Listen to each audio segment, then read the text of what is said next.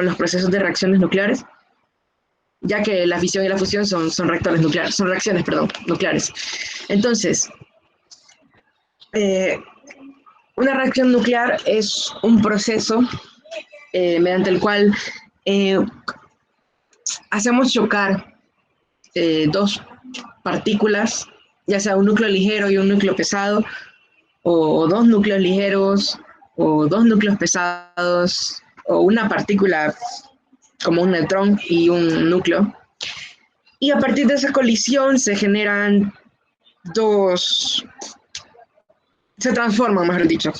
Que no es que se generen esta partícula B y este núcleo Y, no se están generando de la nada, sino que son la misma partícula X después de la colisión, y la partícula B es la misma partícula A, digamos, pero transformada. Entonces, no es como tal que estemos generando partículas, sino que sencillamente esas partículas luego de colisionar se transforman.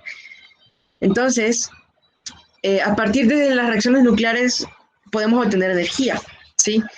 Esta energía es utilizable en los reactores de fisión y de fusión, y esa energía es bastante abundante en estos procesos de reacciones nucleares. La energía que se libera es bastante para la cantidad de materia que se utiliza a la hora de utilizar la materia prima, digamos, que serían los núcleos inestables, los núcleos radiactivos que se pueden fisionar en el caso de la fisión, y en el caso de los núcleos ligeros como el protio o el deuterio. Entonces, acá nada más es un ejemplo ilustrativo. Esto realmente no sabemos qué está pasando exactamente así, sino que únicamente podemos observar y estudiar las propiedades macroscópicas de las reacciones nucleares, como son la energía liberada, o caracterizar los productos de fisión a partir de su estado de radiactividad o de separaciones químicas, etc. Entonces, recordemos que acá lo que tenemos no son dos partículas, o sea, acá en el dibujito sí, y en el planteamiento así es, pero en la realidad lo que tenemos es una cantidad de masa de material. Este núcleo X, que es el blanco, tenemos una cantidad determinada, tenemos que 30 gramos, 1 kilogramo de material, y lo estamos bombardeando con un proyectil que no es un solo proyectil, sino que es un haz de partículas con determinada intensidad, o un grupo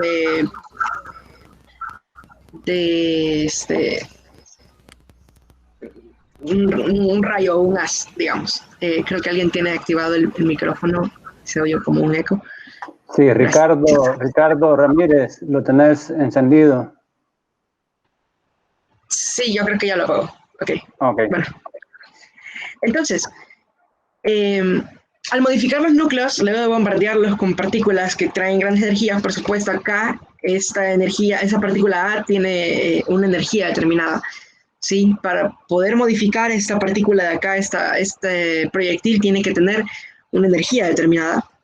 Entonces, cuando sucede esa reacción, se da el choque, digamos, se libera energía y las partículas salen transformadas. Entonces, ya podemos ir viendo que lo que nos va a dar la energía liberada va a ser aplicar las ecuaciones de conservación de masa-energía para poder saber cuánta energía es liberada por cada reacción. Entonces, actualmente, con la tecnología que tenemos, es posible proporcionar a las partículas, energías muy grandes, de hasta 1000 gigaelectronvoltios. Gigaelectronvoltios son 10 a la 9 electronvoltios, y el 1000 serían 10 a la 12 electronvoltios. Es una energía muy, muy grande. Recordemos que estamos hablando de partículas con una masa súper pequeñita. Entonces, recordemos que la energía es directamente proporcional a la masa, y si la masa es bien chiquita, significa que la velocidad que tiene esa partícula va a ser muy grande. Entonces, estas partículas aceleradas son las que se utilizan para poder bombardear los blancos, que son los núcleos que queremos transformar. Y a partir de eso se crean nuevas partículas. No solo sirven para generar energía, sino para generar nuevas partículas. Y esta clase de experimentos nos sirven para describir de forma más adecuada los núcleos, para saber más acerca de los núcleos. Entonces, vamos a considerar una reacción en la cual tenemos una partícula A y un núcleo X que está en reposo. Lo del reposo es a conveniencia, es decir, nosotros lo vamos a poner en reposo, o en nuestro sistema de referencia, más bien dicho, está en reposo. Y luego de que se bombardea con una partícula A, se convierte todo y el núcleo X se convierte en un núcleo y la partícula A termina dispersada convirtiéndose en una partícula B. Esta reacción usualmente se indica con esta notación que está acá, X, paréntesis A, B, paréntesis Y, donde X y Y, que son las letras mayúsculas, son los núcleos, y AB son las partículas pequeñas, digamos, o con la A es con la cual bombardeamos, y la B es la resultante. Entonces, a partir de esa reacción de esa reacción que he planteado acá, de esa notación, podemos plantear la energía liberada, que la asociamos, recordemos, a la energía cinética. La energía liberada, recordemos, la encontrábamos a partir de del principio de conservación de la energía, aplicando, por supuesto, el principio de equivalencia a masa energía, asignándole una energía determinada a las masas en reposo. Y ya que suponemos que el blanco X está en reposo y que la partícula del proyectil A tiene una energía cinética K sub A, los productos de reacción B y Y tienen energías cinéticas B y C, ¿sí? Entonces, aplicando la conservación de la energía, tenemos el principio, la masa del núcleo X en reposo por C cuadrado, que es su energía en reposo, más la energía cinética más la energía en reposo de la partícula A, porque como trae una energía cinética, es igual a las energías finales, y las energías finales no son más que la masa de Y por C cuadrado, más la masa de B por C cuadrado, más las energías cinéticas respectivas de cada una. Entonces, a partir de esto, recordemos cómo definíamos la Q anteriormente. La energía liberada es la suma de las energías cinéticas, o más bien dicho, agrupamos las energías cinéticas en un solo lado de la ecuación, mantenemos esta acá y pasamos a restar esta, y esta la pasamos a restar al otro lado, junto con MB, y nos queda esa expresión que está acá. Por definición, la Q es, en este caso, la energía cinética de las finales menos la energía cinética de la inicial, y es igual a la diferencia de las masas entre las partículas iniciales y las partículas resultantes, ¿sí? Entonces, una reacción para la cual Q es positiva transforma la masa nuclear en energía cinética, ¿sí? Y esa energía cinética es energía que yo puedo transformar. Así como en los circuitos eléctricos, imagino que habrá alguien acá que sea ingeniero eléctrico o algo por el estilo. Así como en los circuitos, la energía que traen los electrones, que es energía cinética dentro de los alambres del circuito, puede ser transformada en otros tipos de energía a partir de resistencias, a partir de dispositivos electrónicos, y podemos transformar la energía de los circuitos eléctricos en energía térmica, en energía mecánica. Pues acá podemos hacer lo mismo con las energías cinéticas con las que salen las partículas resultantes, KY y KB. Esas energías con las que salen, yo la puedo utilizar, y de hecho la utilizamos en los reactores, frenando las partículas, ¿sí? Al frenar las partículas, el material con el cual yo freno esas partículas adquiere la energía cinética que traían esas partículas, o la mayor cantidad, depende de qué tan eficiente sea el método, adquiere una porción de la energía cinética que traían esas partículas y la convierte en energía térmica. Y esa energía térmica me sirve para convertir, por ejemplo, en el agua. En el caso de los reactores de fisión se utiliza más que todo agua. Esas partículas salen disparadas al agua y calientan el agua, la calientan a tales puntos, son grandes cantidades de agua las que se calientan, que se evaporan, y pues ese vapor sube a unas turbinas y a un motor, y pues ahí se genera la energía. Entonces, en este caso, la Q es bastante importante. En el caso, recordamos, de los decaimientos, la Q era importante porque me determinaba si un decaimiento era natural o no, es decir, si ese núcleo decaía naturalmente o no.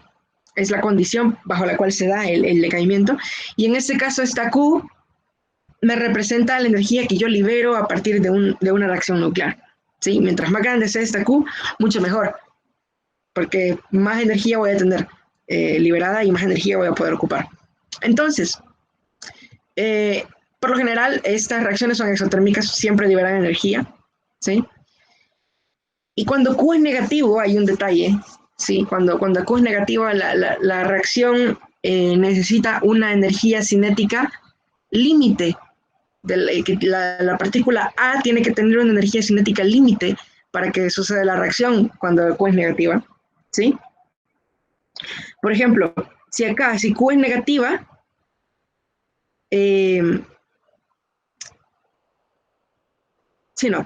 vamos, continuamos con esto en particular, no me voy a detener mucho en eso. Cuando Q es negativa, yo necesito un balance energético tal que cuando esa partícula venga bastante acelerada y choque con mi blanco, sí sea capaz de poder generar esa reacción en específico con el blanco. Esa reacción es endotérmica, por supuesto, porque no solo tenemos que darle energía a la partícula A, sino que debemos llevarla a un límite energético, ¿sí? No es solo que lo tenemos que acelerar y ya, sino que tenemos que darle un límite de energía. Y esa energía la llamo energía crítica, energía cinética crítica. Y para reacciones de baja energía, donde las energías cinéticas de las partículas son pequeñas en comparación con sus energías en reposo, es decir, que para cuando tenemos núcleos bastante poquito pesaditos, acá este núcleo ya es algo pesadito y podemos despreciar su energía cinética en comparación con su energía en reposo. La energía cinética crítica es menos Q por 1 más MA sobre MX. En este caso, esa energía cinética crítica le coloco un signo menos porque la Q ya es negativa, ¿sí? Si la Q no fuera negativa, pues no tendríamos o no necesitaríamos una energía cinética crítica, la reacción sucedería con una energía que traiga ya, pero el detalle es que si la Q es negativa, en la reacción tiene que darse que la partícula A tiene que traer una energía cinética crítica, que es este término de acá. Entonces, vamos a ver un ejemplo de reacción nuclear, que es uno de los más importantes, que es la fisión nuclear. La fisión nuclear es bastante peculiar porque se da cuando un núcleo pesado, yo lo bombardeo y ese núcleo está tan pesado e inestable que aún con un contacto mínimo, con una partícula pequeñita que yo le tire, ese núcleo se deshace, se parte en dos o en tres a veces. Entonces, en este caso vamos a estudiar el ejemplo del uranio 235 fisionándose en dos partículas de masa comparables, es decir, en X más Y. Donde, X más Y las coloco con mayúscula porque son dos núcleos gorditos, llamémosle, ¿sí? Y en esta reacción de fisión, la masa total de las partículas es menor que la masa original, ¿sí? Y esto se debe a que se libera una energía determinada y la energía liberada, al hacer el balance energético, tenemos que para que, ya que se libera una energía, esa energía al hacer el balance energético hace que las partículas resultantes o los fragmentos de fisión tengan menor masa que la masa original del núcleo que estaba en reposo, digamos. Entonces, todo eso recordemos que es por el principio de equivalencia masa-energía. Entonces, la fisión usualmente comienza con la captura de un neutrón térmico.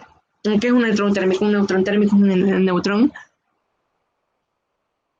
con una alta energía. ¿Sí? Es un neutrón.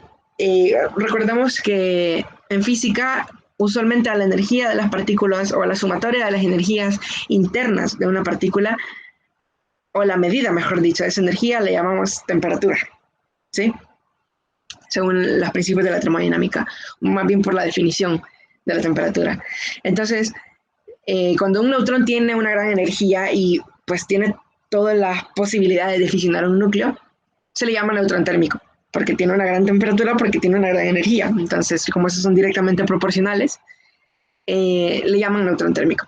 Entonces, Ese neutrón térmico choca con un núcleo pesado como el uranio 235. Y acá hay un detalle, y es esta aproximación que colocan acá de 200 MeV. La llaman aproximación no porque no se pueda medir exactamente, sino porque cuando se fisiona, cuando el neutrón fisiona al uranio, ese uranio puede partirse en dos fragmentos totalmente al azar. ¿Sí? No hay un resultado fijo para esta fisión. ¿Sí? Por eso es que los reactores nucleares, cuando se fisiona el uranio, por ejemplo, los productos de fisión o los fragmentos de fisión son núcleos bien variados. Son núcleos, por ejemplo, acá creo que coloco la gráfica. Esta gráfica me dice el porcentaje de un porcentaje, llamémosle. Ya vamos a ver de qué es. Este porcentaje o probabilidad está en función del número másico de los fragmentos de fisión, por ejemplo, del uranio 235. Y esto es un espectro, es decir, esto es un continuo, ¿sí? El uranio 235, a la hora de fisionarlo, puede fisionarse en números másicos que van desde aquí por 75 hasta 165, ¿sí? Sobre este rango de números másicos se puede fisionar el núcleo de uranio 235. ¿Qué quiere decir esto? Que cuando yo fisiono, el uranio 235, yo puedo obtener distintos números másicos en los resultados. Y son bien variados porque además de que se puede fisionar en una cantidad enorme de núcleos, por ejemplo, acá el ejemplo que coloco es de bario y criptón, pero este bario 141 y este criptón 92 son solo un ejemplo. El uranio se puede fisionar en un montón de resultados posibles. Entonces, en el caso acá, la distribución esta me dice que los números másicos más probables en una fisión de uranio 235 son las que rondan el número másico de 95, por ahí. ¿Sí? Si se fijan, el número másico del uranio 235 es el número másico de 235. Si dividimos a la mitad, si una persona podría decir que quizás lo más probable es que el núcleo se fisione en dos partes iguales. Pero esa gráfica que está acá nos dice todo lo contrario, ¿sí? Lo más probable es que se fisione en dos núcleos que contengan, en este caso, quiero ver si tengo la calculadora en la mano, eso lo voy a hacer con el teléfono. Son 95, ¿no? 95 entre 235.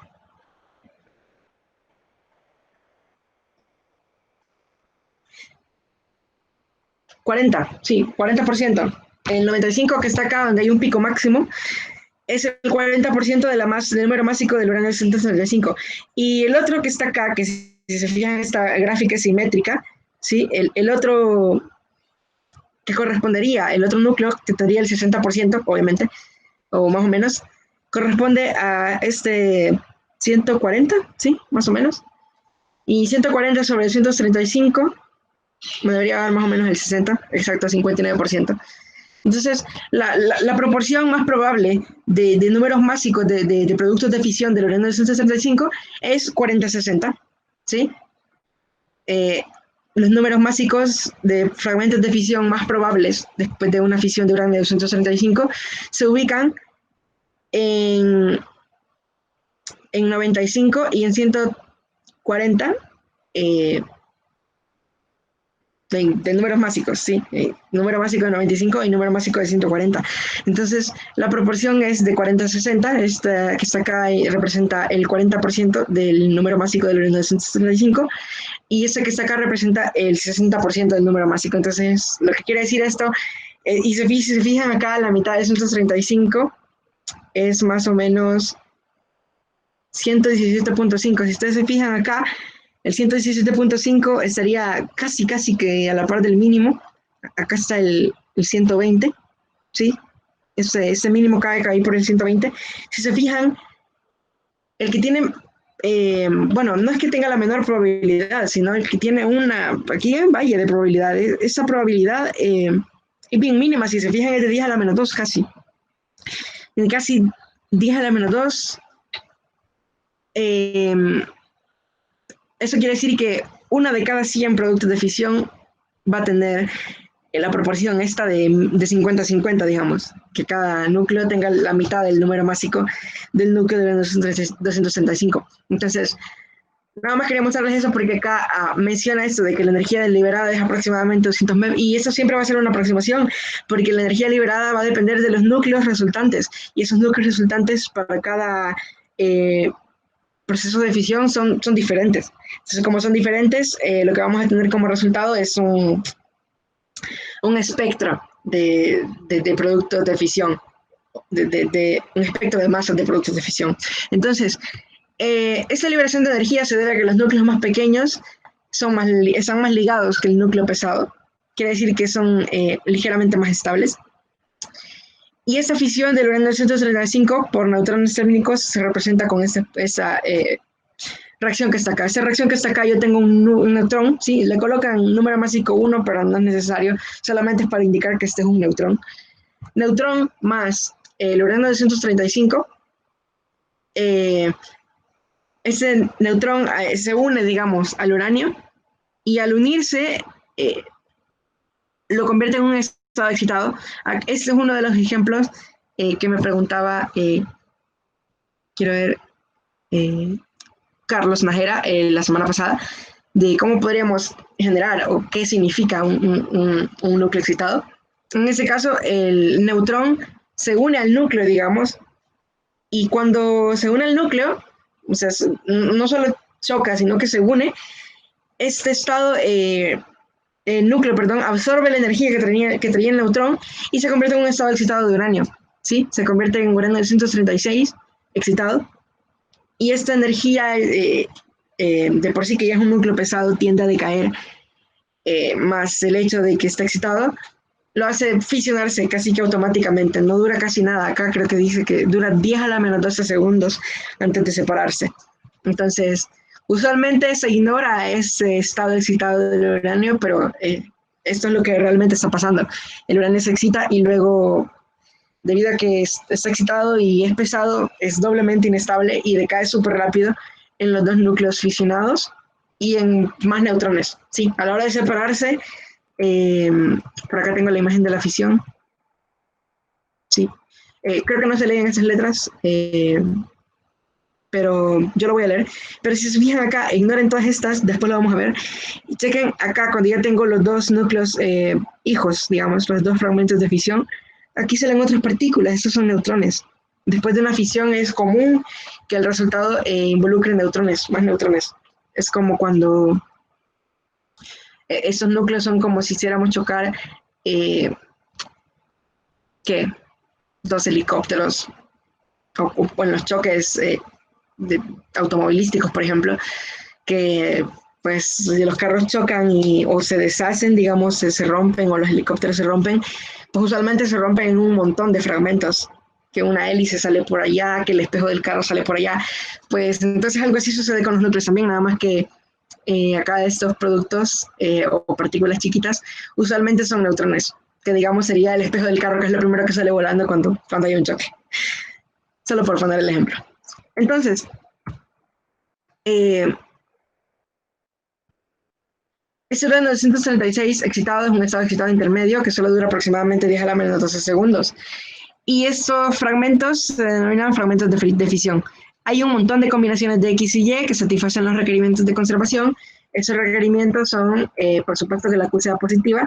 Acá recordemos, esta Q es para únicamente un proceso de fisión específico, ¿sí? Cuando yo tengo ese proceso de fisión específico, ese núcleo, digamos, lo sustituiría por el uranio, y acá yo tendría B más Y, sería B sería el núcleo más ligero y Y sería el núcleo más pesado. Y si al hacer ese balance energético esto da positivo, esa reacción se puede dar, esa fisión se puede dar. Y como van a salir un montón de fisiones que se puedan dar, por eso es que acá dice que hay muchas combinaciones de X y Y que satisfacen los requerimientos de conservación. Entonces, en la siguiente figura es donde les mostraba la distribución de masa de los fragmentos de la fisión de uranio 235, probabilísticamente hablando, ¿sí? Entonces, acá tenemos los picos justo en el 40 y 60%. Es más probable que se divida en una proporción 40-60 a que se divida en una proporción 50-50. Y pues es muy, muy, muy poco probable, o que la probabilidad es casi cero, que se fisionen núcleos de 70, números básicos de 70 o menores, o números básicos de 170 para arriba. Entonces, en promedio, y de nuevo lo digo en promedio porque como hay un montón de posibilidades que pueden resultar, este montón de posibilidades implica que algunas veces van a salir 1, 2, 3 neutrones, 4, 5, dependiendo qué número, qué fisión específico se esté dando. En promedio se liberan 2.5 neutrones por cada fisión de uranio 235. Entonces acá se muestra una de las reacciones más típicas de la fisión de uranio. Acá el uranio, si se fijan, como siempre se ignora el uranio citado 236, de una vez se coloca como si decayera de un solo en estos dos, como si se fisionara en estos dos. Entonces, se fisiona en bario 141 y criptón 92, solo por poner el ejemplo, y libera 3 neutrones. Esta reacción en específico libera 3 neutrones. A la hora de sumar los números másicos del lado izquierdo y del lado derecho, me dan iguales, así que el número másico se conserva en esta reacción, lo cual implica que es válida y además el Q es positivo. Entonces, si se fijan acá, es una de las más comunes y acá lo confirmamos. Si se fijan, criptón 92 implicaría un número másico de 92 como por aquí, ¿sí? Está cerca del máximo. Y el otro sale con 141, el 141 acá sería como por acá, ¿sí? Este cae caballito en el máximo. Es una de las más comunes porque es de las más probables. Entonces, ese nada más era un ejemplo de fisión, ¿sí? En este proceso se libera una energía bastante grande. Acá habíamos visto aproximadamente 200 MeV por fisión.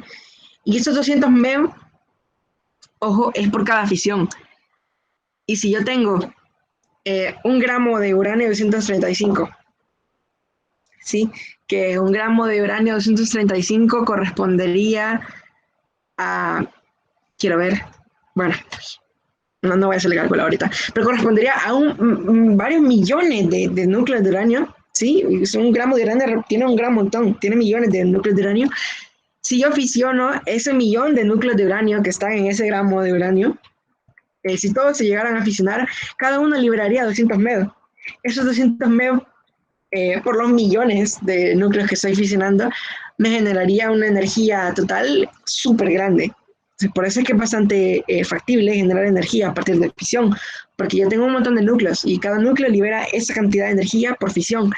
Y si cada núcleo se fisiona, pues cada núcleo libera esa cantidad de energía y esa energía se acumula. Entonces, acá muestro un ejemplo, digamos, de la ruptura de uranio y lo comparan acá a lo que ocurre con una gota líquida cuando se le agrega energía en exceso, ¿sí? Todos los átomos de la gota poseen energía, pero ninguno tiene energía suficiente para separarla. Sin embargo, si agregamos suficiente energía para poner a vibrar la gota, esta gota empieza a vibrar y se empieza a estirar y a comprimir, ¿sí? Y de tanto estirarse y comprimirse, en algún punto la amplitud es suficientemente grande para separar la gota en dos partes. Entonces, ese ejemplo colocan acá para explicarlo del proceso de fisión, digamos. Tenemos el uranio 235 y absorbe un neutrón, ¿sí? Eso sería equivalente a la gota absorbiendo energía y la gota comienza a oscilar. Entonces, eso es lo que básicamente sería el uranio 236 excitado. La gota oscilando representaría el uranio 236 excitado. Entonces, el uranio 236 excitado tiene tanta energía, tal y como la gota oscilando acá, que se termina fisionando, ¿sí? Acá se va generando un cuello en la oscilación y ese cuello se vuelve tan delgado en un punto que energéticamente es más factible que se separen las dos partes en lugar de que se queden de que se queden oscilando. Y cuando se separan en dos partes, tenemos los dos fragmentos de fisión y se liberan neutrones, ¿sí? Que esos neutrones siempre salen en la reacción y aunque parezcan así como chiquitos, insignificantes, son muy importantes en los procesos de fisión, son muy, muy importantes, porque esos neutrones salen con una energía cinética determinada, salen con energía. Esos neutrones que salen con esa energía me sirven para fisionar más y más núcleos y así se generan las reacciones en cadena. Esas reacciones en cadena son un caos, ¿sí? Un caos hermoso, digamos. ¿Por qué un caos hermoso? Porque si yo no controlo esa reacción, yo tengo una bomba nuclear, en efecto. Si yo tengo una reacción descontrolada en cadena, el resultado es una bomba atómica, perdón, una bomba nuclear. Y si la controlo, pues el resultado que tengo es energía nuclear, que me sirve para alimentar millones de hogares. Entonces, bastante bonita la comparación, a mi parecer. Entonces, como puede ser destrucción, como puede ser construcción. Entonces, en ese proceso que tenemos acá, alrededor del 85% de la energía liberada aparece en forma de energía cinética de los fragmentos pesados, ¿sí? Quiere decir que la mayor parte de la energía la tienen los fragmentos pesados, que son los de fisión.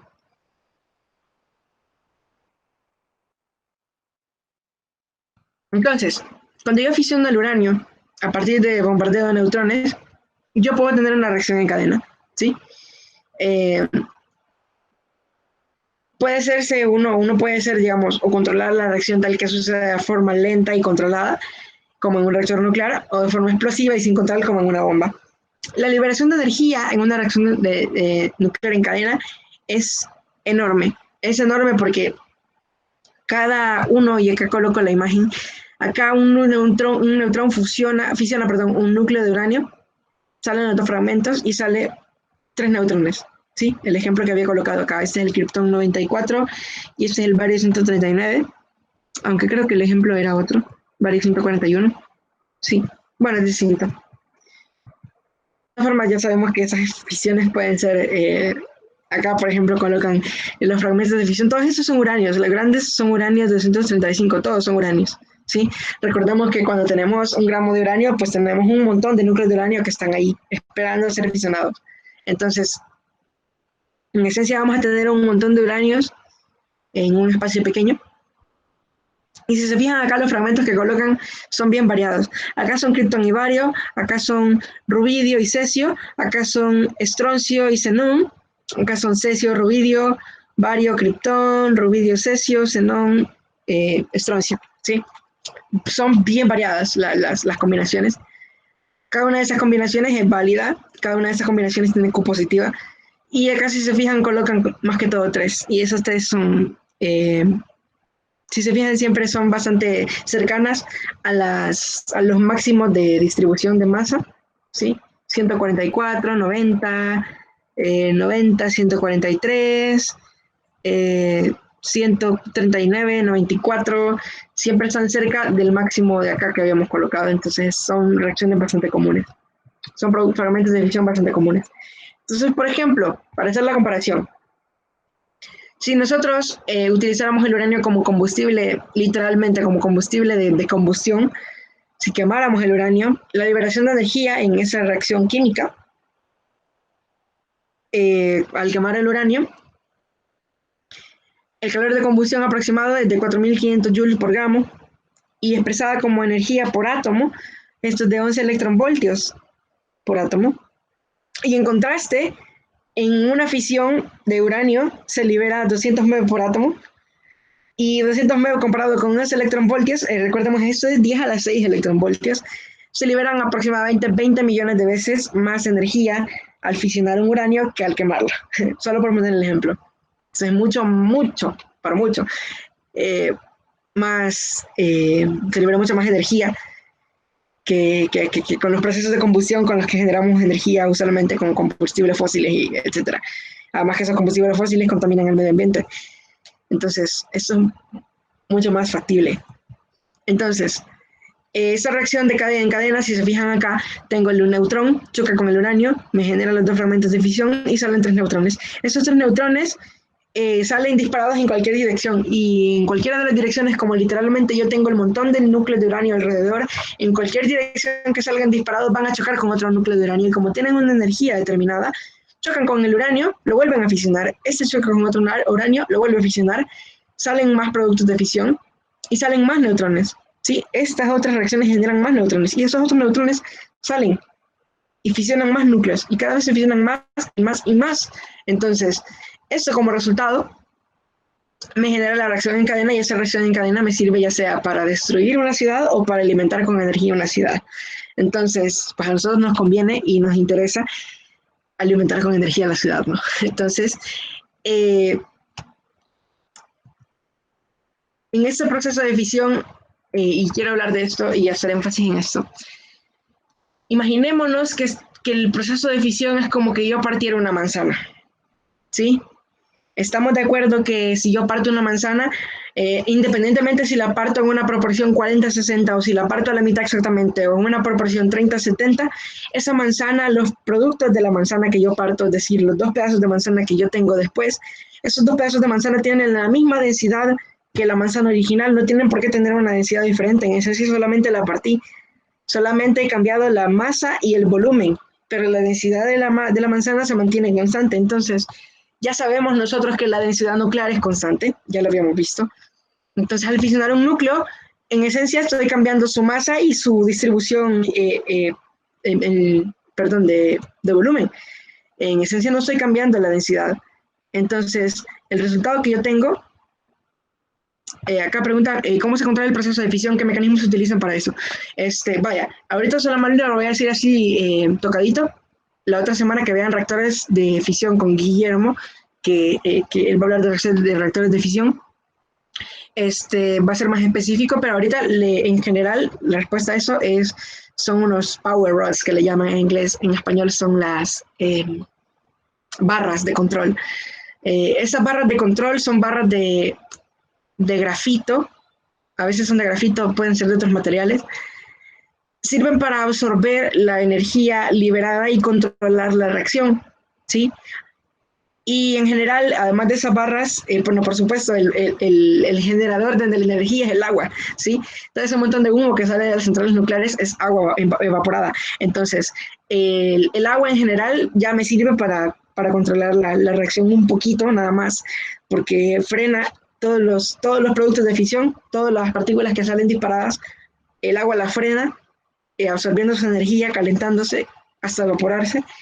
Pero además de eso, en el reactor de fisión yo tengo barras de control y esas barras de control me sirven para no solo desacelerar las partículas, sino convertir los productos de fisión en núcleos estables, que es lo que quiero hacer énfasis ahorita. Estos núcleos tienen la misma densidad nuclear que el uranio, ¿sí? Este criptón, este bario, tienen la misma densidad nuclear. Entonces quiere decir que tienen la misma cantidad de nucleones por volumen. Y al mismo tiempo, la proporción de neutrón-protón que tienen estos dos es la misma también. En el núcleo no hay distribución preferencial de protones y neutrones, ¿sí? No, los protones no se acumulan en el centro o en las orillas, sino que están igualmente distribuidos en todo el espacio.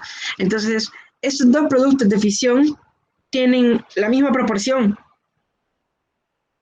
N/Z que el uranio 235 y hagamos el ejemplo, por ejemplo con esta reacción de acá. Este cálculo sí lo voy a hacer. En esta reacción de acá, por ejemplo, la proporción N/Z, acá el uranio, quiero ver, no coloqué los números atómicos. El uranio va 235 menos 92. El uranio tiene ese uranio 235, su número atómico es 92, pero su número de neutrones es de 143, ¿sí? Para que 143 más 92 me sumen los 235. La proporción neutrón-protón de este núcleo de uranio es de 143 sobre 92. Es una proporción de 1.55. ¿sí? La proporción del núcleo de bario resultante de la fisión es, tengamos ese número en mente, ¿sí? Ese 1.55 tengámoslo en mente. Esta proporción neutrón-protón del bario, por ejemplo, si tiene el bario es 56, 141 menos 56, posee 85 neutrones, ¿sí? 85 sobre 56 es 1.51, ¿sí? Ahora con el criptón, en el caso del criptón, tengo que el número atómico es 36 y número másico es 92. 92 menos 36, 56. 56 sobre 36 es 1.55. Si se fijan, la proporción n sobre z de los núcleos hijos es casi que la misma que la del núcleo que yo fisioné, ¿sí? Entonces, ese núcleo de bario tiene una proporción 1.5 y ese núcleo de criptón tiene una proporción 1.55 neutrón-protón. Entonces, ¿por qué hago énfasis en esto? Recordamos en la clase pasada la importancia de la proporción protón-neutrón en la estabilidad de los núcleos, ¿sí? Independientemente de si este núcleo pesado de uranio 235 es estable o es inestable, con esa proporción neutrón-protón, recordemos que siempre tenía que ver, conforme vayamos aumentando el número másico, debemos ir agregando cada vez más neutrones que protones para que sea estable, porque los protones tienen repulsión eléctrica y los neutrones contrarrestan esa repulsión eléctrica con energía, con interacción fuerte.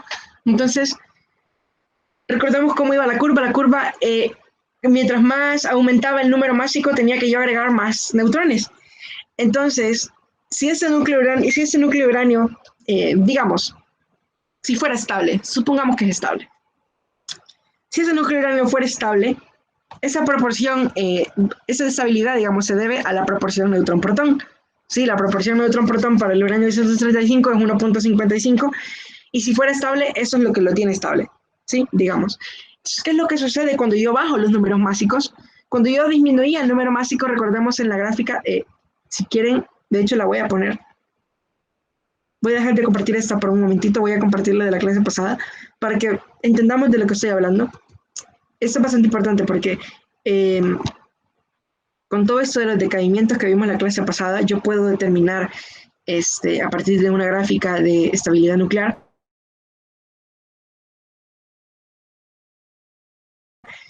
que es de un proceso de fisión. Entonces, en esencia, lo que está pasando es que como tenemos la misma proporción neutrón-protón para el núcleo padre y para los núcleos hijos, lo que está pasando acá es que los núcleos hijos van a ser inestables. ¿Sí? Desde ahorita lo digo y ahorita lo vamos a reiterar. ¿Sí? Para que veamos lo que estoy hablando ahorita, voy a dejar de compartir esta y voy a empezar a compartir la de la clase pasada. Solamente la voy a colocar por un momentito y luego sigo con la de ahora. A ver, déjame de presentar y comparto la otra. A ver.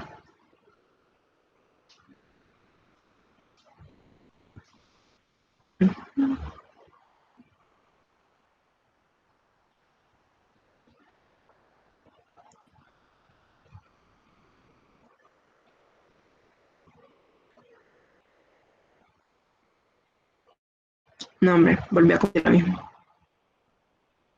A ver.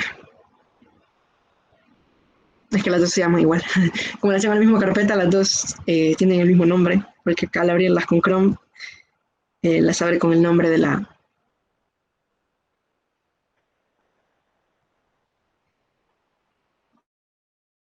con el nombre de la carpeta. A ver. Voy a presentar, a ver si hoy sí escojo la correcta. A ver, es esta. Sí, es esta. Ok. Acá, esta es la de la clase pasada. Acá, esta gráfica es la que me importa. ¿Sí? Acá si se fijan, los núcleos estables son la línea negra que está acá. No la recta, sino esta que está acá. Entonces, si se fijan la proporción n sobre z,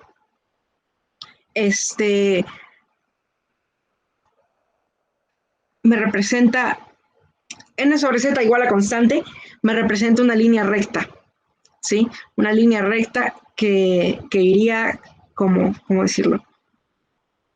1.5. Ok, digamos que el uranio, quiero ver, aquí está el 82, el uranio es 92, el uranio sería como por aquí, digamos. Por aquí estaría ya a esas alturas. En efecto, la hipótesis de que el uranio era estable es una hipótesis nada más, porque a partir de 82 casi que todos los núcleos son inestables.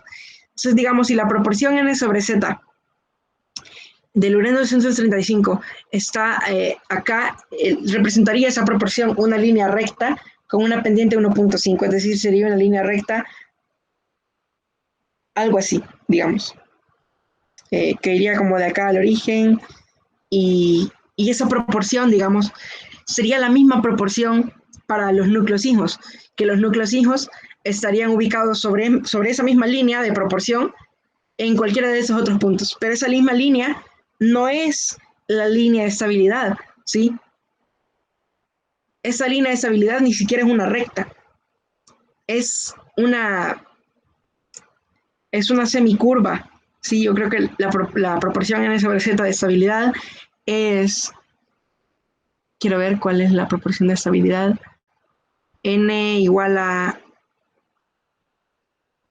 z a la 3 medios, algo así, no recuerdo muy bien cómo era la expresión aproximada para esa línea de estabilidad, pero esa proporción yo la reproduzco en los otros núcleos, en los núcleos hijos, y esa proporción cae por acá, digamos, cae en los núcleos azules, ¿sí? Entonces, esa proporción que yo tengo, como es la misma que la de acá, digamos, entonces, ¿qué es lo que estamos diciendo acá? Lo que estamos diciendo es que la proporción n sobre z, como se mantiene para los padres y los hijos en los fragmentos de fisión y en el núcleo que yo fisiono, esa proporción en específico hace que los núcleos hijos caigan en estos azules que están acá. Y estos azules que están acá son inestables y decaen por beta menos. Casi que la mayoría de ellos decaen por beta menos, ¿sí? Si no decaen por beta menos, la mayoría decaen de los que no decaen por beta menos, los otros decaen por alfa, como por ejemplo este amarillito de acá. Entonces, ahora que muestro eso, voy a dejar de compartir eso y volver al anterior. ¿Qué es lo que estoy diciendo con esto? ¿Qué es lo que estoy queriendo intentar que se comprenda? Lo que estoy diciendo es que en esencia, cuando yo fisiono un núcleo, los productos de fisión, los fragmentos de fisión, son núcleos inestables porque tienen exceso de neutrones. Voy a compartir la misma. Aquí no lo voy a ocupar. Tienen exceso de neutrones. Entonces, como tienen exceso de neutrones, ya que la proporción n sobre z no es la misma para los núcleos, porque la línea esa no es una línea recta, esos núcleos que están acá son núcleos inestables. Y de hecho, si buscan esos dos núcleos en específico en la aplicación de navegador de isótopos, esos dos son inestables y estoy seguro que los dos decaen por beta menos. O sea, así que ni siquiera tengo que verlo, estoy seguro que los dos decaen por beta menos, porque son productos de fisión, ¿sí? Todos esos productos de fisión acá, rubidio 90, cesio 144, estroncio 90, xenón 143, todos esos decaen por beta menos, ¿sí? Porque tienen exceso de neutrones. Tienen la misma proporción n sobre z que el núcleo padre, pero esa proporción n sobre z hace que ese núcleo sea inestable. Entonces, como es inestable, decaen. Entonces, los productos de fisión de un reactor nuclear son radioactivos. Y esto es uno de los peligros, digamos, de un reactor nuclear. Por eso se crean los protocolos de seguridad, porque además de que la reacción, si algo falla, la reacción puede salir de control, digamos. Si otra cosa distinta de esa falla, los productos de fisión van a estar emitiendo, ¿sí? Para eso son las barras de control en específico. Para convertir esos núcleos inestables, esos productos de fisión inestables, en núcleos estables. Y así la radiación que está emitiendo, que serían los beta menos, esa radiación se reduce en enormes cantidades. Y así es como se mantienen las plantas de reactores nucleares, digamos. La otra semana con Guille van a ver más acerca de los reactores nucleares. Y ahorita, ya casi para terminar, voy a hablar de la fusión. Sí, me centré más que todo en la fisión, porque Bueno, sí que todos los reactores hasta ahorita en funcionamiento son reactores de fisión, pero está el proceso del ITER. Por ejemplo, el ITER es un reactor de fusión que se está construyendo y pues no es que no podamos hacer fusión, sí se puede hacer fusión, nada más que esa fusión que podemos generar por ahora no genera una energía factible, ¿sí? La energía liberada no es lo suficientemente factible para que, para que se pueda utilizar, sí. Es una energía bien pobre, bien débil. Entonces, ahorita vamos a hablar de la fusión en específico, y la fusión es un proceso mediante el cual yo hago chocar dos núcleos bastante pesados o de masas comparables, tal que esos dos núcleos, en lugar de fisionarse o en lugar de separarse, se unen, ¿sí? Entonces, la, la fusión consiste en ese proceso. Yo uno dos núcleos con masas comparables, y a partir de la fusión de esos dos núcleos, yo obtengo un núcleo nuevo, ¿sí? Y ese núcleo nuevo usualmente es estable, casi siempre es estable. Entonces ya no tengo que preocuparme por la reactividad de los núcleos producto. Ya no tengo que preocuparme por la reacción en cadena, ¿sí? De la fusión, porque se me genere una explosión o algo por el estilo. La preocupación esa se reduce porque en la fusión, si yo, eh, si hay una falla eléctrica o algo, o si yo apago el reactor de fusión, pues hasta ahí llega, ya no hay más fusión, porque la fusión requiere una energía bastante grande para que exista, requiere un estado plasmático de la materia para que exista, y ese estado plasmático se obtiene calentando la materia, ¿sí? A muy altas temperaturas. Y uno de los ejemplos de reactores de fusión más cotidianos, que pues, no, por lo general no nos damos cuenta que existe o que está ahí, es el Sol. El Sol es un reactor de fusión ideal, por decirlo así. Cada día en el Sol se fusionan enormes cantidades de hidrógeno, ¿sí? El hidrógeno es el más fácil de fusionar de todos, porque el hidrógeno es el más ligero. Y hay un detalle que no mencioné con esto de la fisión, por ejemplo, y es la importancia de los neutrones en la fisión. ¿Qué es lo que pasa cuando yo tengo un núcleo y lo bombardeo? Si yo lo bombardeo con partículas cargadas, ¿qué es lo que va a pasar? Va a pasar lo de Rutherford. Esas partículas cargadas van a rebotar en el núcleo porque se repelen. El núcleo tiene carga positiva. Y si yo lo bombardeo con protones, o si lo bombardeo con otros núcleos, o si lo bombardeo con... Bueno, los electrones ni siquiera ni siquiera tienen grandes probabilidades de fisionar el núcleo, así que ni siquiera los podemos ocupar para fisión. Pero ¿qué es lo que pasa con los neutrones? Los neutrones, además que tienen una masa bastante comparable con la masa de los nucleones y de los núcleos en general, además de eso no tienen carga eléctrica. Entonces, ¿qué es lo que pasa? No, los núcleos no repelen a los neutrones, los atraen. Solo es cuestión de hacer llegar el neutrón al núcleo y ya. Como si llega el radio nuclear, ya lo absorbe y ya se empieza a dar la fisión. Entonces, esos neutrones son bien importantes en las reacciones de fisión porque hacen que la fisión sea factible. Sin embargo, en cambio, acá en la fusión, por ejemplo, en la fusión, ¿qué es lo que pasa? Esta reacción que yo tengo, por ejemplo, acá de dos protones, acá es hidrógeno 1, es el protio. Esos dos se repelen y yo los tengo que hacer chocar, tengo que superar una barrera culómbica que se llama, ¿sí? Tengo que superar esa barrera eléctrica, ¿sí? Que me repele a los protones. Tengo que hacerlos acercarse hasta que lleguen al rango del radio nuclear. Tengo que acercarlos 10 a la menos 15 metros para poderlos fusionar. Y para poder hacer eso, pues se necesita una energía bien grande. Y esa energía bien grande, por supuesto, va acompañada con altas temperaturas. La fusión era bastante común en el universo temprano, porque el universo temprano estaba a muy altas temperaturas. Temperaturas del rango de una estrella de neutrones. Temperaturas de 10 a la 30 Kelvin.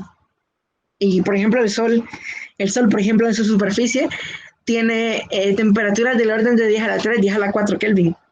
Entonces, no es casi nada comparado. Sin embargo, el Sol puede fusionar porque en su núcleo la temperatura es más grande. La temperatura en el núcleo del Sol es ya 10 por ahí por 10 a la 13 Kelvin.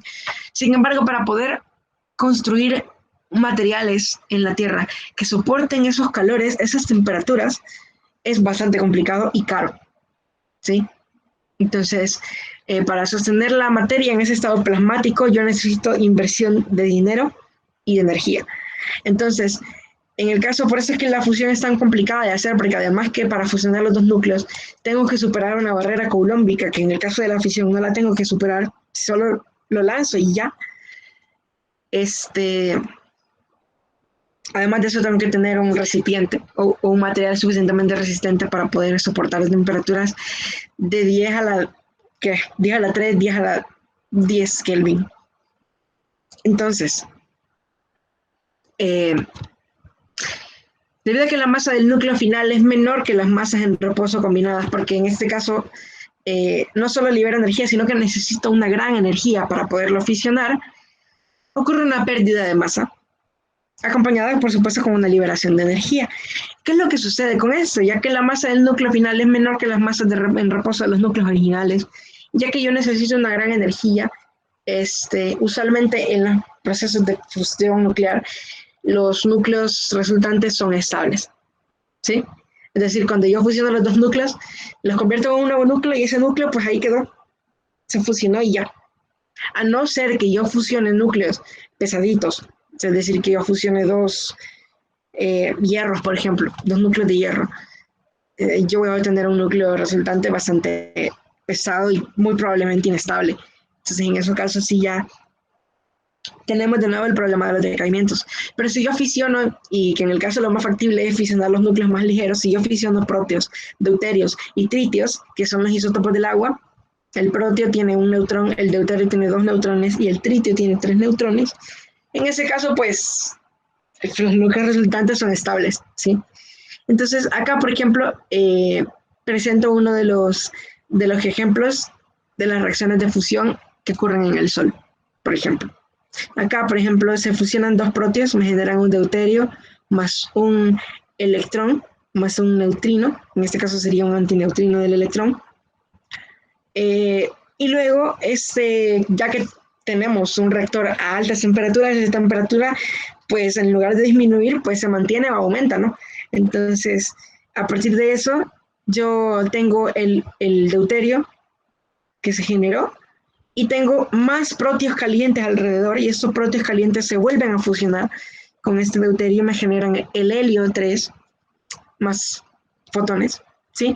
Esta reacción en específico, la reacción 9, es la responsable de la vida en la Tierra, por ejemplo, ¿sí? Porque este fotón liberado es radiación, que es la radiación ultravioleta que nos llega acá, a la Tierra. Es la responsable de mantener a los árboles con vida, de mantenernos a nosotros con vida, básicamente de todo lo que sucede en la naturaleza. Esa reacción que está acá es la responsable de eso, ¿sí? Porque acá tenemos dos el protio y el deuterio fusionándose, generando el helio 3 y fotones gamma, ¿sí? En este caso son rayos ultravioleta. Luego, este helio 3,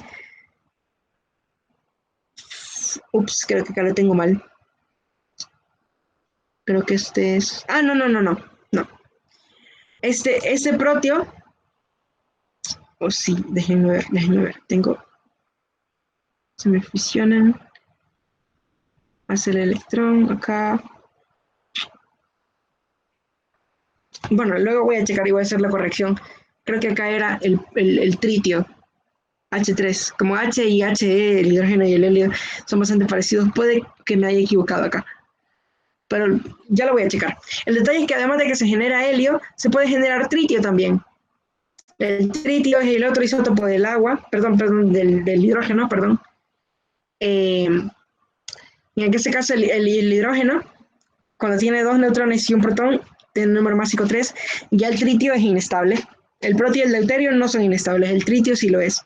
Entonces, el tritio, pero como estamos a muy altas temperaturas y tenemos abundancia enorme de hidrógenos, Antes de que ese tritio decaiga, es más probable que se fusione de nuevo. Se fusiona de nuevo y me genera más helio, me genera un positrón y un neutrino del electrón. Y esa reacción se repite y se vuelve a repetir y se genera otra reacción en cadena, pero esta vez de fusión, ¿sí? Este caso es el caso del Sol, ¿sí? Por ejemplo, acá, a ver, y acá muestro, por ejemplo, eh, los ejemplos de la energía liberada por cada una de esas reacciones. Si se fijan, no es tan abundante como la energía liberada en la fisión. Si se fijan, rondan el orden de los MeV, ¿sí? La energía de fisión ronda los 200 MeV, ¿sí? 200 MeV por fisión, y acá estas liberan menos, liberan 3 a la 23 por 3.27 MeV, 4.03 MeV, y esta es la que libera más, digamos, pero son 17.6 MeV, no es tan grande como la energía liberada por la fisión, pero es bastante práctico todavía, porque si lográramos hacer funcionar un reactor de fusión, habría muchas cosas por las cuales ya no nos tendríamos que preocupar, y seguiría siendo ecológico porque no libera CO2, seguiría siendo factible porque los productos de fisión ya no tenemos que buscar cómo deshacernos de ellos, ya no tenemos que crear cúpulas de concreto con plomo para poder mantener ahí y que se deshagan o que se desintegren los núcleos inestables o los radioactivos. No teníamos que preocuparnos por eso porque esos núcleos resultantes son estables. El helio 3 es estable. En este caso, el tritio es inestable, creo, pero decae por gamma. Así que después de un decaimiento gamma, después de los fotones que salgan de ese producto, hasta ahí llegó, ya no tengo más productos de fisión radioactivos. Y el helio 4 también es estable, de hecho es una partícula alfa. Y pues es mucho más, es energía más segura y el resultado es casi que el mismo, ¿sí? Entonces, además, con cuando digo que es el mismo es porque los materiales con los que podemos generar la fusión pues son súper abundantes en la naturaleza. El hidrógeno es el elemento más abundante en la naturaleza. El deuterio se puede generar en laboratorios de forma fácil. Y eso solo necesito hidrógeno y ya, con hidrógeno que tenga y lo coloco en un estado plasmático y lo hago fusionar y ya. O sea, es tan sencillo como eso, pero para poder lograr esas condiciones y y que sea sustentable y factible y que la energía no sea que no libere, que no necesita más energía de la que libero, y lograr el balance energético. Para eso sí, pues es una tarea bastante complicada, pero es tan sencillo como esto, la fusión, poderla controlar y poderla utilizar para generar energía. Entonces, la interacción protón-protón no es idónea para un reactor de fusión, ya que esta reacción requiere presiones y densidades muy elevadas, que es lo que les estaba comentando. Y es un proceso bastante caro, además de caro, es bastante difícil de lograr. Entonces, acá entran en acción los físicos de plasma, que la física de plasma es pues, el futuro, digamos, de la ciencia, y los físicos de láser, que de hecho están teniendo un spotlight justo ahorita, porque justo en el 2018, 3 físicos de láser ganaron el Premio Nobel de Física. El Nobel de Física del 2018 fue para físicos de láser, porque para lograr estos estados plasmáticos se utilizan láseres bien potentes. Entonces, y de hecho fue un hito histórico también porque el Premio Nobel de Física solamente lo han ganado 3 mujeres en la historia. Curie en 1903, Goldberg Meyer por su modelo de capas nuclear. De hecho, las 3 han sido en física, bueno, 2 han sido en física nuclear y una en física de láser.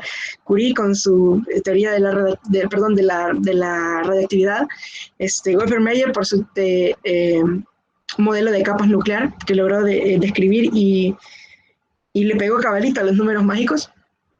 Y Donald Strickland, en el 2018, una canadiense que trabajó en física de láseres con pulsos, shear pulses que le llaman en inglés, en español no recuerdo la traducción literal, pero ajá, ella y otros 2 señores fue el Nobel de Física del 2018. Y pues acá es donde entra importancia, digamos, toda esta física, que por lo menos acá en El Salvador no se puede hacer, pero que está teniendo su auge ahorita, porque para los reactores de fusión se necesita todo esto. Entonces, nada más Eso sería lo de hoy, digamos. ¿Alguna pregunta, consulta, comentario? Bueno, muchas gracias, Kevin, por la presentación. Bastante interesante. Ahora ya comenzamos a ver parte de las técnicas que se pueden aprovechar para generación energética, más precisamente en el sector de energía eléctrica, ¿verdad? Por acá, Juan José había puesto una pregunta cuando hablabas acerca de la fisión nuclear. La pregunta dice, ¿cómo se controla el proceso de fisión? Y además, ¿qué mecanismos se utilizan para eso? Sí, esa ya la había respondido. Fue lo que dije Bueno. de los power rods, de las barras de control. Bueno, perfecto. Yo tengo una consulta. Adelante, Sí. ingeniero. Sí, bueno, por lo que ha manifestado Kevin, en el proceso de fisión hay una separación en otros elementos. Entiendo yo que estos elementos, pues, correcto, estos elementos pueden seguir siendo utilizados como materia prima para seguir generando más energía. Es decir, partimos del uranio, el uranio se separa en dos partículas o más partículas, pero estos pueden seguir estas partículas separadas también pueden seguir generando esa energía que se dio de la fisión inicial. ¿Y qué tanto puede, porque entiendo yo que ahí comienza todo el tema de la degradación, qué tanto tiempo puede ser utilizado toda esta energía? Sí, vaya. Acá, en el caso de la fisión del uranio, cuando los fragmentos de fisión, creo que a lo que se refería, con que se puede generar más energía con esos fragmentos de fisión, se refiere a que se terminan frenando, es decir, salen con una energía determinada y pues contribuyen, digamos. De hecho, acá lo que había dicho que los productos de fisión, los fragmentos de fisión, poseen el 85% de la energía liberada de toda la reacción. ¿Sí? Solo el 15% sale en forma de energía cinética de los neutrones. Entonces, la mayor parte de la energía sale en estos, ¿sí? En estos hijos. Entonces, estos se frenan, digamos, y cuando se frenan, porque pues salen en medios materiales, es decir, a la hora de fisionarse salen disparados al agua y pues el agua lo frena, sí generan energía porque a la hora de desacelerarse transfieren su energía cinética en energía térmica para el agua. Y los neutrones, en este caso, también salen con energía, nada más que los neutrones no me sirve de mucho frenarlos porque les quita la energía, pero aún así no es tan importante porque estos neutrones, en este caso, estos núcleos hijos, salen disparados y pues eso ya no se pueden fisionar con otros uranios. Ya hay una repulsión eléctrica, pues este núcleo tiene carga positiva, este otro también, y con otros uranios también tienen carga positiva, entonces no se pueden fusionar, ya no pueden fisionar ni fusionarse, pero los neutrones sí. Entonces los neutrones son los responsables de la reacción en cadena y son los responsables de que se le dé continuidad al proceso de liberación de energía. Entonces, con respecto a la pregunta de cuánto tiempo se puede utilizar estos, bueno, esa pregunta, yo creo que la respuesta es que el tiempo que se puede manejar estos materiales para generar la energía es casi que instantáneo. Instantáneo porque en el momento en el que salen se desaceleran, en el momento en el que salen se frenan y ya después de que se frenan quedan en reposo y quedan decayendo. Entonces, ya cuando están decayendo, pues sí, supongo que se puede utilizar la energía liberada por el decaimiento, pero ya no es tan factible por el hecho de que recordemos cómo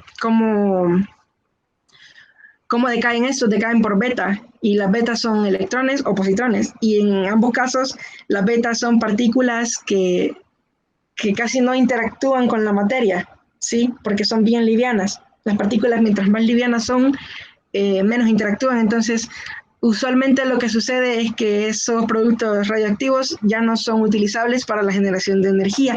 Ya media vez se desaceleran, son productos de desecho que le llaman. Y esos productos de desecho se tienen que buscar una forma de deshacerse de ellos. la forma principal, perdón, es con las barras de control, digamos, que los hacen llegar a ser estables. Pero siempre quedan, es decir, siempre quedan residuos radiactivos y de esos pues ya no son utilizables, a no ser que digamos, bueno, por supuesto que son utilizables, pero no en el sentido de para generar energía, sino como productos para la utilización en experimentos, digamos. O sea, los reactores, perdón, de fisión son, además de centrales de energía, son pues generadores de partículas o de núcleos que sirven para el resto de gente en física, digamos, para generar, por ejemplo, estos núcleos radioactivos que salieron son perfectos emisores beta. Entonces, si con separación química los logran separar y los toman y los donan o los venden, pues ya son emisores de rayos beta y esos rayos beta tienen sus aplicaciones, digamos. Pero, ajá, con respecto a la pregunta, sí, creo que la energía utilizable de estos núcleos es el tiempo en el que se puede utilizar es casi que instantáneo. En el momento en el que salen, después de la fisión, salen con una energía, se frenan y ya ese frenado convierte la energía cinética en energía térmica y hasta ahí. Ya después de eso ya son productos de desecho que ya sea se convierten en núcleos estables o se utilizan en otros experimentos, digamos, o en otras aplicaciones, o se desechan, que usualmente es lo que pasa, se desechan. Perfecto, Kevin, me queda muy clara, pero lo que pasa es que la pregunta viene por el otro tema. Información. Yo había escuchado, yo no sé si son subproductos de la fusión, no de la fisión, sí, que pueden ser utilizados, todos esos desechos radiactivos que salen de una fusión pueden ser utilizados para la fisión, pero yo no sé si eso es así. Entonces, yo hacía la pregunta un poco ya más en la parte de los subproductos que salen de la fisión, pero corregime si me equivoco, ¿verdad? Material ya utilizado que puede tener alguna radioactividad en la fusión pueden ser utilizados para hacer fisión. Ese sería mi siguiente pregunta. Ah, ok. Sí, los productos de fisión pueden ser, pues de ser utilizados, pueden ser utilizados, nada más que no sé si es factible, porque el detalle es que para la fisión lo que utilizamos más que todo son, además del producto radioactivo, por supuesto, que ese producto radioactivo lo obtienen de minas, digamos, es decir, las minas de uranio. Entonces, y los productos de la fusión, digamos, por lo menos de la que podemos generar de forma sencilla y barata, son nada más núcleos ligeros. Entonces, esos núcleos ligeros no son factibles para utilizarse en la fisión porque tienen que superar una barrera coulombica que los neutrones no tienen que superar. Sin embargo, la fusión a veces genera neutrones. Sí, es posible que de repente en una fusión se genere un neutrón. Como quiero ver, acá la tengo, la última reacción que coloqué acá de fusión genera un neutrón. Ajá, esa que está acá genera un neutrón. Y ese neutrón me puede servir para la fisión. El detalle es que ese neutrón, inmediatamente después de la reacción de fusión que se da, o se desacelera, o si lo ocupo, solo, pues, no sé, hay formas mucho más sencillas de obtener neutrones que a partir de la fusión, ¿sí? Entonces, por ejemplo, hay núcleos que decaen, que tienen ciertos decaimientos y liberan neutrones, ¿sí? Hay núcleos que liberan neutrones en su decaimiento. Esos núcleos pueden ser útiles para poder generar rayos de neutrones para generar una fisión. Sin embargo, el detalle con la fisión, con respecto a la pregunta, es que supongo que sí se podrían utilizar, pero no le veo la factibilidad a la utilización de productos de fusión en fisión, porque además de que esas reacciones tendrían que suceder a la par, digamos, porque lo que yo utilizo son neutrones térmicos, es decir, neutrones con energías. Entonces, si esa fusión libera un neutrón térmico, ese neutrón térmico tiene que salir disparado directamente a donde yo estoy fisionando, entonces tendría que tener fusión y fisión a la par. Entonces, además de eso, realmente hay formas más sencillas de crear esos neutrones que con fusión, solo por ponerlo ejemplo. Además, otro detalle que también se me olvidó comentar, la fisión es autosustentable, digamos. Los núcleos pesados como el uranio tienden a fisionarse de forma natural, es lo que se llama fisión espontánea. Si se fijan, en un principio yo les hablé de las reacciones como una reacción provocada, es decir, como una reacción que sucede cuando yo bombardeo algo con otra cosa. Pero hay un detallito con el caso del uranio, que es que el uranio, como es bien pesado y es inestable, tiende a fisionarse de forma sencillita, o sea, bien fácil, casi que no necesito hacer nada para que se fisione. Y cuando se fisiona, o incluso si solo necesito fisionar uno, porque ya ese uno me genera 3 neutrones y esos otros 3 neutrones ya son responsables del resto de la cadena, es bien sencillo, digamos, y es bien factible. Entonces, realmente, así, con toda la sinceridad, no sé o no conozco de la utilización de productos de fisión en fisión, perdón, de fusión en fisión, pero sí a mí me parece, de mi perspectiva, con respecto a la pregunta, me parece que no es factible. No es factible porque pues la fusión de por sí ya es algo complicado de lograr y pues la fisión casi que sucede de forma natural y autosustentable dentro de un reactor. Entonces... Ok, gracias, Kevin. De nada. ¿Alguna otra pregunta? Sí, Kevin, hay otra pregunta por parte de Víctor Sagastume del CNE que dice, ¿qué elementos se usan para las barras de control? Ok. Sí, las barras de control de los reactores nucleares usualmente, bueno, hasta donde he leído, son hechos de grafito. Del grafito de siempre, digamos. Entonces, hola, creo que... sí,